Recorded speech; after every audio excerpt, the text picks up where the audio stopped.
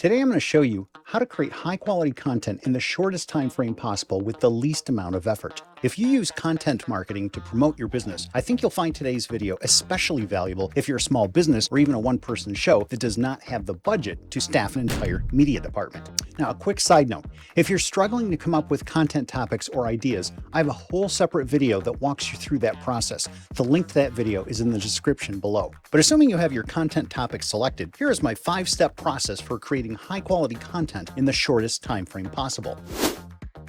Step number 1, set the delivery date. In other words, before you do anything else, determine the must be published by date for your content. Write it down and put it on your calendar. In a previous video, I talked about the importance of creating urgency with offers to prospective clients. Here you need to create a little urgency for yourself. Otherwise, procrastination or analysis paralysis will set in. By committing to a delivery date, you're saying, come hell or high water, your content will be published by that deadline. Even if you have to pull an all-nighter, or even if your content isn't 100% perfect. It's going live by that date. Step number 2, create your back of the napkin outline. I'm deliberately calling this step a back of the napkin outline because you want to keep it simple.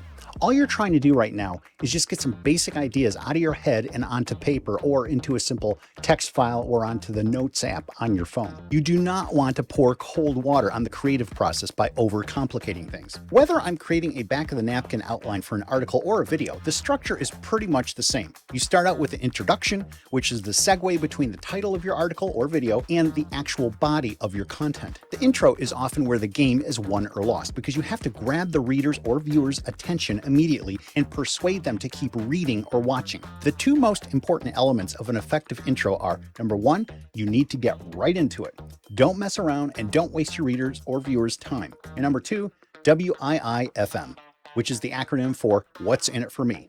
You need to briefly describe what they're going to learn or what benefits they'll receive by consuming your content. Next, regarding the body of your content, again, keep it simple. I recommend using just 3 to 5 steps or sections or bullet points to say what you have to say. Now, certainly, the body of your content can have more than 3 to 5 sections if it makes sense.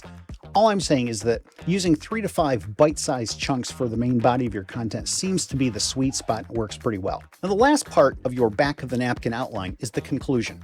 Just give a quick recap of what the piece was about and possibly include a call to action. For example, you could say, for more information on this topic, click here. Step number 3, record your rough draft. Now you're going to record yourself and talk out, for lack of a better term, your back of the napkin outline as if you're explaining your ideas in real life to another human being sitting across the table from you. As you talk out loud, don't censor yourself. Just keep talking. Even if you ramble a little bit, that's okay. Talking out loud is the best way to overcome writer's block and extract the ideas that are bottled up inside your head. When I'm working with a client to generate new content for their website, I conduct a content interview with them by phone and just talk with them about their business or medical practice or whatever they do. Every time I do a content interview, at some point during the conversation, we generate content gold. It just happens. Because when you're just talking out loud naturally and casually and not staring at a computer screen, words just roll off your tongue, stream of consciousness. As far as the technology you can use to record yourself, here are 3 different options. First, just use the Voice app on your phone. Nothing to download, no software to learn, it's just right there. Just press the button and record. The one drawback to using the Voice app on your phone is you cannot start and stop your recording. Like if you want to pause your recording for a moment just to gather your thoughts and think about what you're going to say next, when you use the Voice app on your phone, you have to do it all in one take. If you're fine with that, you're good to go. However, if you like the option of pausing occasionally as you record, just use a microphone connected to your computer. For me personally, I like to pause the recording periodically to gather my thoughts before continuing. And recording software like Snagit allows you to start and stop as many times as you like in a single recording. A third option would be to use a handheld digital recorder like my Sony UX570. This way you can record yourself anytime, anywhere. You're not tethered to your computer and you're able to start and stop your recording process as many times as you'd like. If you do decide to invest in one of these little digital recorders, make sure it's got a built-in USB connector because this allows you to charge your voice recorder as well as easily transfer your voice recordings to your computer or laptop without all the messy cords or cables to deal with. Once you've recorded your rough draft, step number 4 is to transcribe your recording. I use an online transcription service called rev.com because it's easy, quick, and inexpensive. All you do is upload your voice recording to rev.com, and within minutes, you'll have your transcription. For our purposes, you do not need their human transcription. Automated transcription works just fine. And yes, I totally understand there are lots of apps and different ways to transcribe voice recordings. I'm simply showing you what I use because it's tested and it works. And lastly, step number 5, the final edit. This is where you download your transcription from rev.com, which is the rough draft of your content. Now you do a final edit to polish things up. A few important points about the final editing process. Don't be afraid to leave content on the cutting room floor. There's a tendency to want to hold onto your content because you've invested time and effort producing that content. But sometimes when you get to the final edit, things evolve and then they just don't fit anymore like you originally intended. So don't be afraid to cut certain segments out.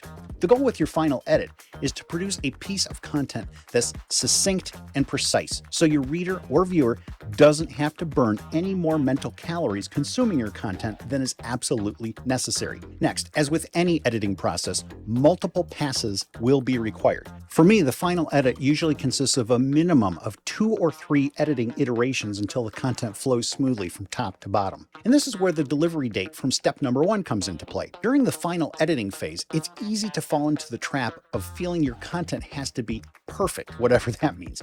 Now, I've been guilty of perfectionism myself from time to time. Yes, you want your content to be as good as possible, but at some point you have to declare it's done and then send your ship out to sea and start working on your next piece of content. That's why you have to set a delivery date. So that's my 5-step process for consistently producing high-quality content in the shortest time frame possible with the least amount of effort. This process is the best way I know how to bust through writer's block and shatter the white screen of death you see when you're sitting at your computer, fingers on your keyboard, wondering what to write. Well, thanks very much for watching today. My name is Mark Brinker. If you learned anything or found this video helpful, do me a favor and like, subscribe, comment, or share, because that stuff really helps out our channel. And remember, if you have any specific topics you'd like me to cover in future videos, you can suggest them at markbrinker.com/topics. Have a great rest of your day, and I'll talk to you soon. Bye for now.